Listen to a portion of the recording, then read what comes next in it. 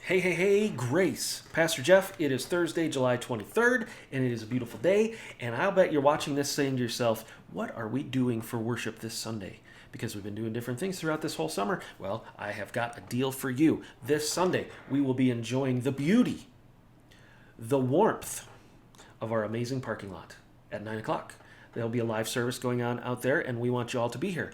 The last 2 weeks have been quite successful, and we're having a lot of people come out, including young families. We're able to give the kids some kid stuff and some sidewalk chalk so they can draw in the parking lot. It's been a really good time out here.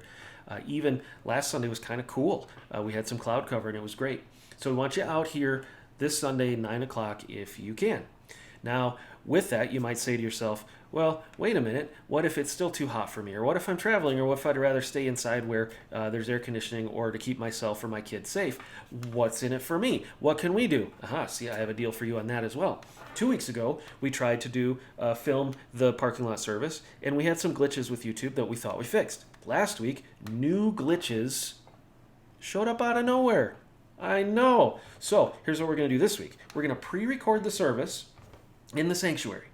And that is the one that will go live on YouTube at 10 o'clock. And it'll also be the plan for August 2nd and August 9th, the next couple Sundays, because we still are not able to have 50% capacity in our sanctuary until at least August 15th at this point.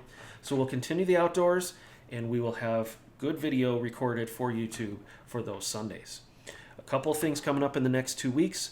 Friday, July 31st and Saturday, August 1st is going to be our yard sale here at the church. We want you to come out and be a part of that. If you can volunteer to help with that, let us know at office@gracelongmont.org.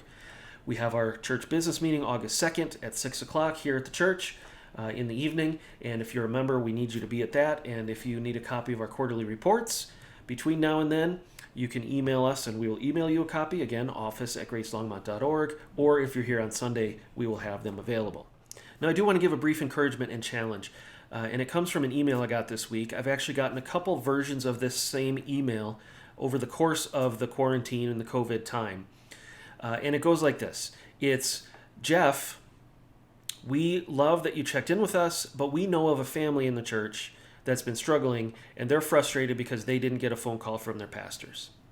And I think that's a very fair thing, and I'm glad we hear those types of things. But it reminded me of something that I've been doing in my marriage for 24 years, and that is this. If I feel like I want Abby to notice me, and my goal in my marriage is to impress my wife, I have this weird thing about that, but I want her to notice me, and I want her to pay attention to me, here's my strategy. I don't tell her. I sit and I wait and I watch and I wait for her to decide to notice me. And I'll give you one guess on how many times that has paid off for me in 24 years. 0 times has that worked. In fact, it usually ends in a big argument or a discussion about why didn't I say anything and why should she be able to read my mind and all those types of things. Now, the rule of thumb here is, if you don't tell people what your expectation is of them, they will always fail to meet it. And I've tried it in my marriage, and I promise you it does not work. And then I realized, as those arguments happen, and it happens about every 6 months or so, we have the same fight. And usually during that conversation, I realize, what do I lose to actually say something? And the answer to that is also nothing. I don't lose anything if I actually say, hi, honey, I would like you to pay attention to me. That sounds kind of needy and selfish, but marriage can be that way sometimes. And so here's my point about this. If you know someone in the church who is waiting for the pastors to think of them, that's a test we will always fail. Because if those expectations aren't communicated, we can't meet them. So I want to give you some tips if you know of this. Number one, if you know someone in the church is struggling, help them. The church gets to be the church. We get to help each other. And during this time, there is a much greater chance that we're not going to know. We are calling through the membership list as pastors and elders, but there are a lot of people who call this their church home who are members. And if we don't know, then we can't meet that expectation. So number one, if you know, you can. If you are talking to them, number two, and they mention, oh, the pastors don't know about this, encourage them to reach out to us. That is very biblical. If there's a frustration going on, make it right. Go to that person. If they don't feel like, well, I don't really feel comfortable, or if they play the game I play with my wife, which is, well, we're just going to wait and see when they notice, that doesn't help anybody. And so if you want to reach out to us on their behalf, that's wonderful, like the email I got this week. However, tip number 3, if it's anonymous, we still can't help.